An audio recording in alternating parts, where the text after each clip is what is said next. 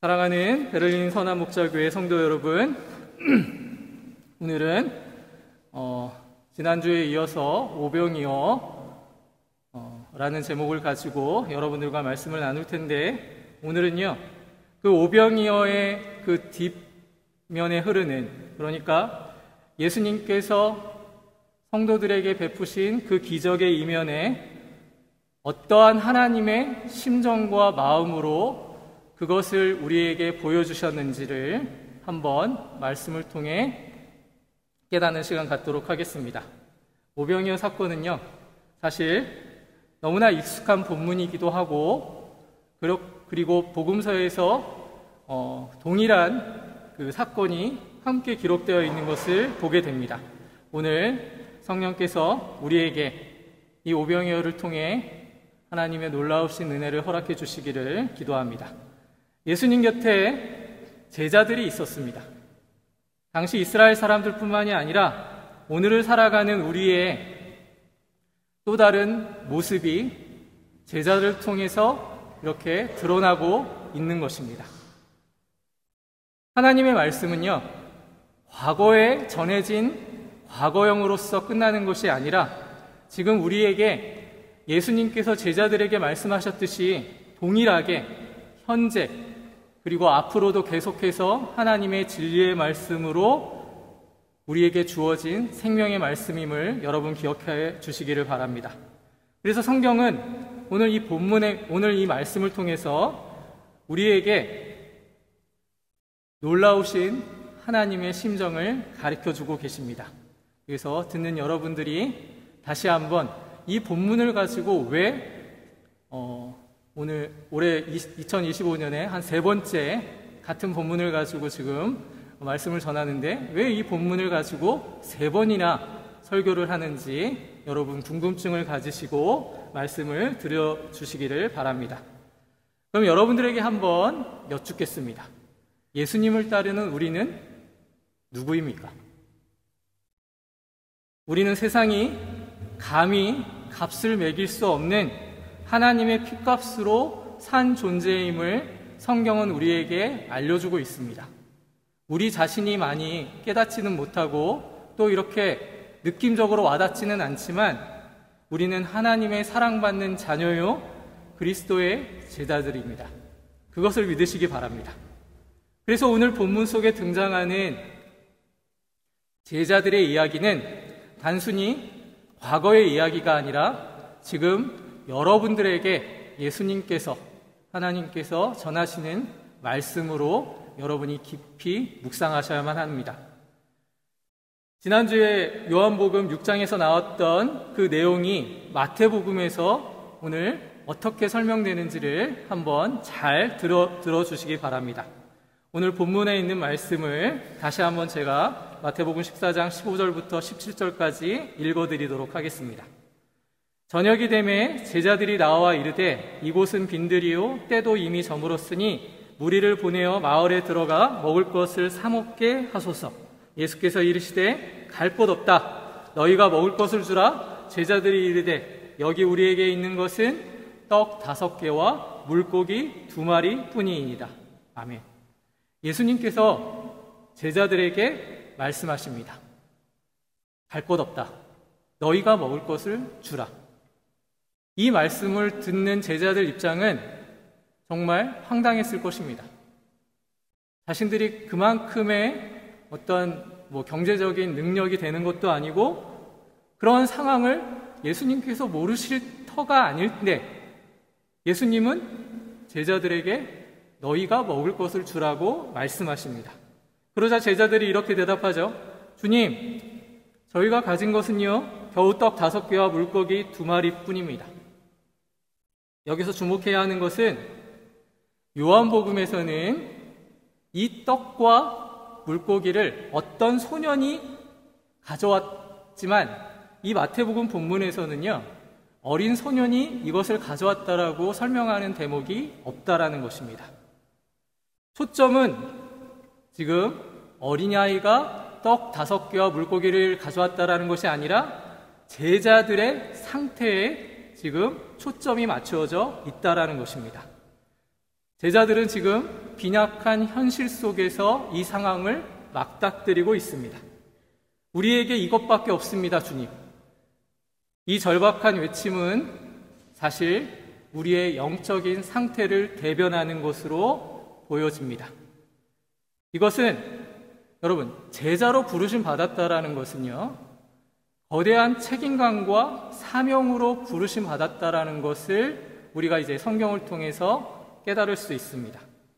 그런데 이 제자들 입장에서 이러한 엄청난 사명감을 가지고 예수님을 따랐던 사람들은 그리 많지 않습니다. 그런데 어찌 됐건 간에 지금 이 상황은 자신들의 가지고 있는 능력으로는 해결할 수 없는 그런 상황입니다. 그럼 다시 한번 말을 바꾸어서 여러분들에게 묻겠습니다. 여러분이 예수님으로부터, 예수님의 공로로 말미암아 하나님의 구원을 받고 이 자리에 계십니다. 그렇다면 여러분은 어떤 책임감과 사명감으로 살아가고 계십니까? 그것을 묻고 싶습니다. 모르긴 몰라도 제자들도 그거는 잘 모르고 있었지만 우리는요, 이미 이 모든 상황을 아는 존재요, 또 하나님으로부터 부르심 받았다라는 것을 알고 있기 때문에 우리의 신앙생활이 그렇게 지속적이진 않지만 늘 이런 생각들은 가져보셨을 겁니다. 기도는 해야겠고, 그리고 나름 또 하나님께서 나를 구원해 주셨는데 성도답게 살아가야 되지 않는가. 그리고 우리가 섬기고 있는 이 베를린 선한 목자 교회는 뭔가 헌신하고 섬겨야 될 텐데 도무지 방법을 모르겠다.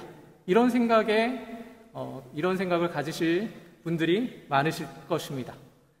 이 마음이 사실은 제자들의 마음이 아니었을 거라는 생각을 해보게 됩니다. 예수님은 수많은 무리를 보시고 제자에게, 그 중에서도 빌립에게 물으십니다. 우리가 어디서 떡을 사서 이 사람들에게 먹게 하겠느냐? 그러자 성경은 이렇게 얘기합니다. 요한복음에서는 이 물음에 대해서 빌립을 시험하고자 하심이라고 요한복음은 분명히 이야기하고 있거든요. 그게 지난주의 이야기였습니다. 예수님은 이미 어떻게 하실지를 알고 계십니다.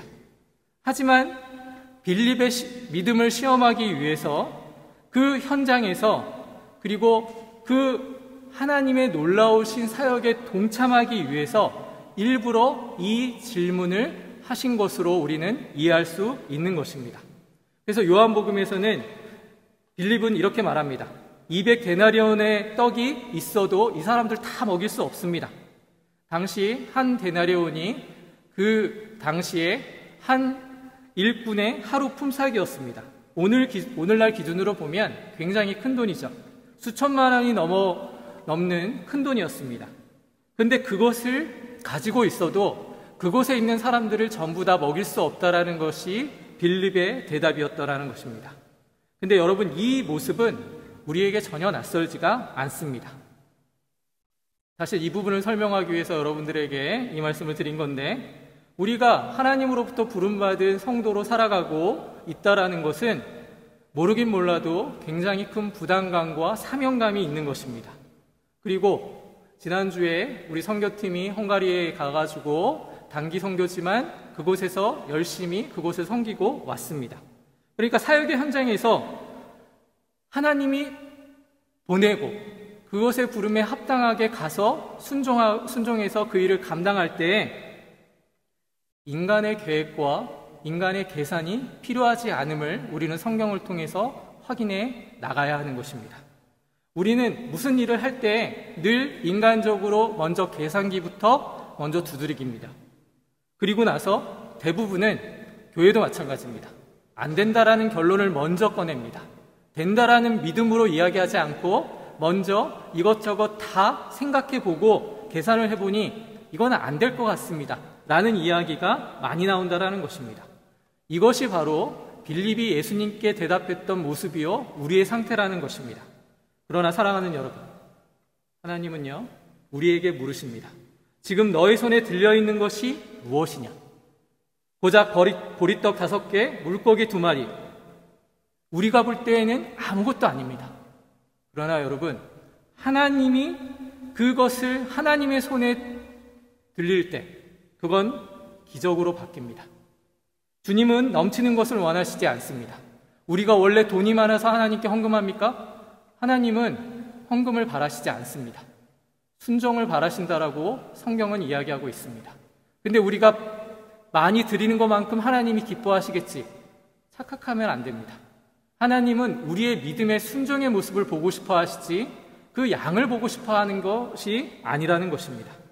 주님께 드리는 순종 가운데 적게 드리는 것도 하나님의 뜻 가운데 드려지는 거면 그걸 통해 하나님이 역사하신다고 하는 것이 바로 하나님의 우리에게 주신 말씀의 진리입니다. 그래서 우리는 늘 생각해 봐야 합니다. 원래 없던 것에서 우리는 생겨났습니다. 무에서 유를 창조하시는 하나님이 우리를 창조하신 것입니다. 그래서 우리는 지금 이 현장이 기적의 현장임을 믿음으로 고백해야만 하는 것입니다. 우리가 목숨을 영위해 나가고 있고 우리가 삶을 살아갈 수 있는 것은 우연히 우리에게 주어진 것이 아니라는 것입니다. 어찌 보면 기적이라는 본질 앞에 서 있는 것을 우리가 매 순간, 매 시간, 매일 그렇게 맞닥뜨리고 있는 것입니다. 그래서 오병이어 사건은요, 단순히 작은 것이라도 드리면 주님이 기뻐하시고 크게 쓰신다 라는 교훈만 얻고 넘어가기에는 너무나도 하나님의 뜻이 크게 자리 잡고 있는 성경 본문이라는 것입니다. 예수님의 손에서 나온 생명의 양식을 받아 수많은 굶주린 사람들을 그 제자들은 전한 것뿐입니다. 제자들에게 요구하셨던 그 예수님의 생각은 여기였을 것입니다. 빌립에게 너희가 해결하라고 그렇게 맡기신 일이 아니라는 것입니다. 그래서 우리는 기억해야만 하는 것입니다. 오늘 본문의 말씀을 다시 한번 설명해 드리도록 하겠습니다. 하나님은 여러분 사건을 다루시는 분이 아니라 사람을 세우는 데 목적이 있으신 분입니다. 그래서 제자들을 부르실 때 그들의 상황, 그들의 형편, 그들이 가지고 있는 실력을 보고 제자로 부르시지 않았다라는 것입니다. 우리는 종종 하나님의 기적을 통해 하늘에서 떨어지는 사건으로 우리는 성경에 있는 것을, 성경의 말씀을 대하곤 합니다. 그러나 여러분 잘 생각해 보십시오. 성경의 모든 부분이 하나님은 홀로 일하실 수 있는 분임에도 불구하고 사람을 통해서 일하고 계십니다. 그러니까 기적은 어떤 하나님의 능력을 보여주시고자 하는 것이 아니라 사람을 세우기 위해서, 하나님의 사람을 성장시키기 위해서 베푸시는 하나님의 어떻게 보면 교육적인 도구일 뿐입니다. 그래서 기적은 하나님이 한 사람 한 사람에게 인격을 빚어가는 하나님의 손길이라고 말할 수 있습니다. 예수님은 그 당시에 그 자리에 있었던 제자들에게 기적의 현장으로 이 모든 것을 끌어내고 있는 것입니다. 제자들은 원래부터 훌륭한 사람들이 아니었습니다. 제자들 대부분은 다 나중에는 순교하며 인간적으로 봤을 때에는 비참하게 죽어갑니다. 그러나 그들이 순교를 할 수 있었던 것은 지금 이 상태가 아니라 하나님이 어떻게 그들을 빚어 나가셨는지를 오늘 우리가 이 본문을 통해서 확인해 나가야 하는 것입니다. 빌립은 계산했고 그리고 안드레는 말합니다. 여기 한 아이가 버리떡 5개와 물고기 2마리를 가지고 있긴 한데 이 많은 사람에게 이것이 무슨 소용이 있겠습니까? 이건 어찌 보면 참 솔직한 반응이라고 할 수 있습니다. 이걸로는 턱도 없습니다. 주님 이렇게 말하고 있습니다. 근데 이 말은 제자들의 믿음 없음이라기보다는 어찌 보면 현실을 직시한 인간의 진실한 고백일 수 있습니다. 그러나 바로 이 아무것도 없는 상황에서 예수님이 행하신 일을 보십시오. 보잘것없는 것을 받으시고 하늘을 우러러 축사하시고 수많은 무리를 먹이시는 역사를 일으키고 계십니다. 그러니까 보리떡이나 물고기는 하나님의 능력의 재료가 아니라는 것입니다. 그건 어찌 보면 하나님께 순종의 길로 인도케 하는 순종의 통로였다라는 것입니다. 하나님은 조건이 갖추어져야 일하는 분이 아니라는 것입니다. 순종을 통해 역사하시는 분입니다. 이 사실을 여러분이 잊지 마시기를 바랍니다. 우리는 이 사실을 모르지 않습니다. 그런데 우리는 주님의 일을 행할 때 우리의 조건을 보고 행할 때가 많습니다. 그건 믿음이 있는 것이 아니라 세상에서 아직 발을 들여놓고 있는 처지를 대변하고 있는 것입니다. 그렇다면 여러분, 이 오병이어 기적에서 가장 큰 은혜를 받은 사람들이 누굴까요? 단순히 배부른 무리일까요? 저는 감히 말씀드릴 수 있지만 결론부터 말씀드리자면 가장 큰 은혜를 입은 사람들은 오늘 본문을 통해서도 드러나다시피 제자들입니다. 왜냐하면 그들은 그 기적의 현장에 참여했던 자들입니다. 예수님께서 작은 것을 드리고 그분의 손에서 나누던 떡을 받아 수천 명, 수만 명의 사람에게 이 떡과 고기를 나누었습니다. 그러니까 하나님의 역사에 동참하는 충만한 기쁨과 그 충격을 그들이 경험했을 것입니다.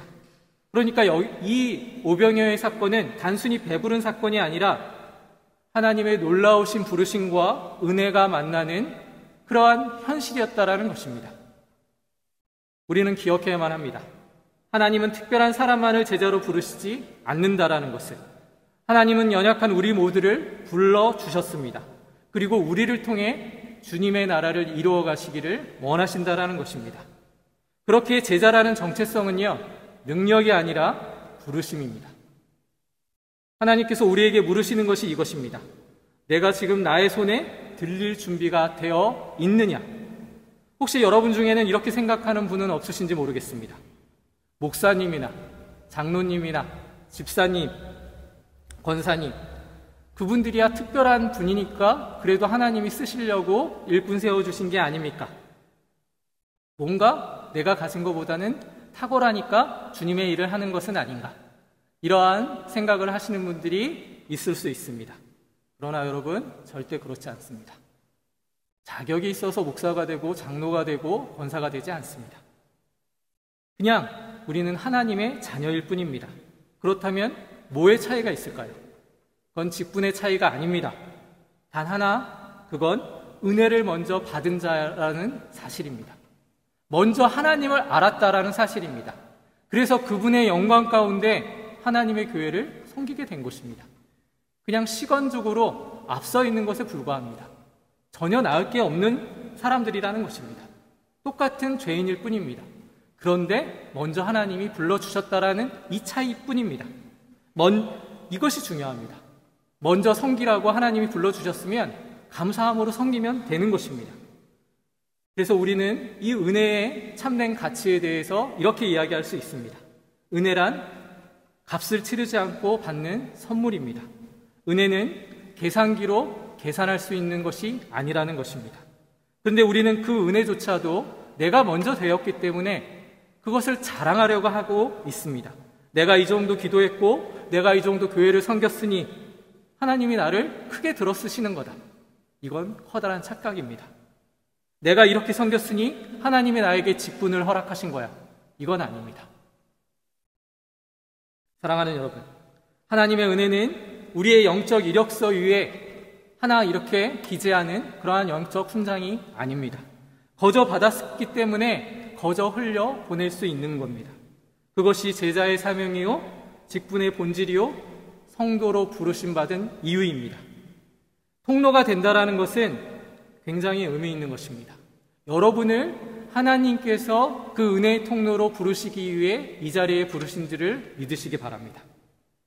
보리떡을 만든 것도 아니고 또 기적을 일으킨 것도 아니지만 그저 우리 같은 평범한 그러한 도구를 통해 하나님의 엄청난 은혜가 지금 세상에 전달되고 있다라는 이 사실이 중요하다라는 것입니다.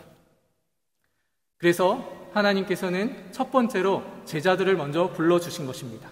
그리고 이 사건에 참여케 하신 것입니다. 물론 그들은 여전히 왜 예수님이 이런 기적을 베푸셨는지, 자기들을 왜 이렇게 사용하시는지를 그 시점까지는 깨닫지 못했습니다. 그러나 여러분, 그들의 인생의 그 끝자락을 보십시오. 제자들 모두 하나님의 복음을 위해 기꺼이 목숨을 바쳤습니다. 그래서 우리가 이 복음을 들을 수 있게 된 것입니다. 사랑하는 성도 여러분, 우리는 어찌 보면 오병이어의 기적의 현장에 있었던 배고픈 자들이었습니다. 하지만 주님께서 그 생명의 떡으로 우리를 배부르게 만드신 것입니다. 그렇다면 이제는 여러분 한 가지 결단해야만 하는 것입니다. 영적으로 굶주리고 배 고팠던 자들이 이젠 배부르게 되었으니 어떻게 해야 합니까?